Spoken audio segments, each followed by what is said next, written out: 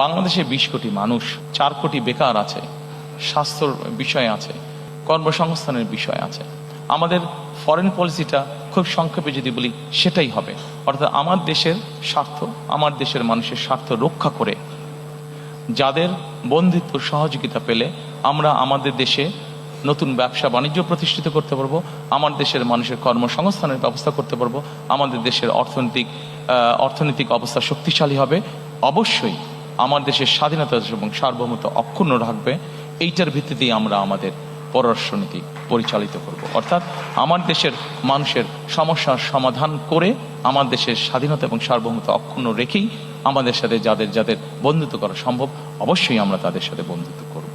আমাদের সামনে একটি বিরাট পররাষ্ট্রনীতিতে একটি বিরাট সমস্যা আছে, এটি মানবিক সমস্যা, সেটিকে আমরা সকলেই জানি, সেটি হচ্ছে রোহিঙ্গা সমস্যা যেটি আছে। আমাদের নিজেদের দেশের জনসংখ্যা প্রায় 20 কোটি। এই জনসংখ্যাকে আমাদের কর্মসংস্থানের ব্যবস্থা, খাদ্যের সংস্থা, চিকিৎসা ব্যবস্থা সকল কিছু করতে হবে। আমাদের প্রায় 1.2 মিলিয়নের মতন। ভবিষ্যৎ হোক নিরাপদ, বিনিয়োগ হোক বিশ্বস্ত, আর আমার পছন্দ সল্ট বে। ওয়েলকাম টু সল্ট বে। আমাদের রোহিঙ্গা আছে, তারাও মানুষ, মানবিক দৃষ্টিকোণ থেকে অবশ্যই তাদের দেশে যে অবস্থা, আমরা এখানে বাংলাদেশ তাদেরকে আশ্রয় দিয়েছে, অবশ্যই আমরা তাদেরকে দেখব।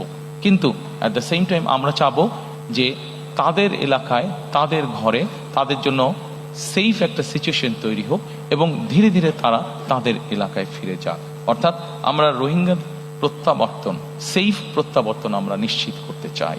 পদ্মা, তিস্তা সহ বিভিন্ন নদীর পানির বন্টনের আমাদের কিছু অসুবিধা আছে।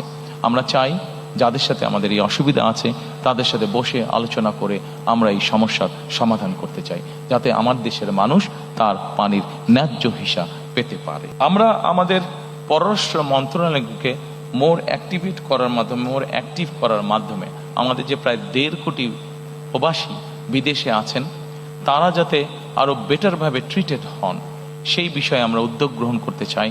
আমাদের যে বিভিন্ন দূতাবাসগুলো আছে সেগুলোকে মোর মডার্নাইজ এবং মোর অ্যাক্টিভ করার মাধ্যমে।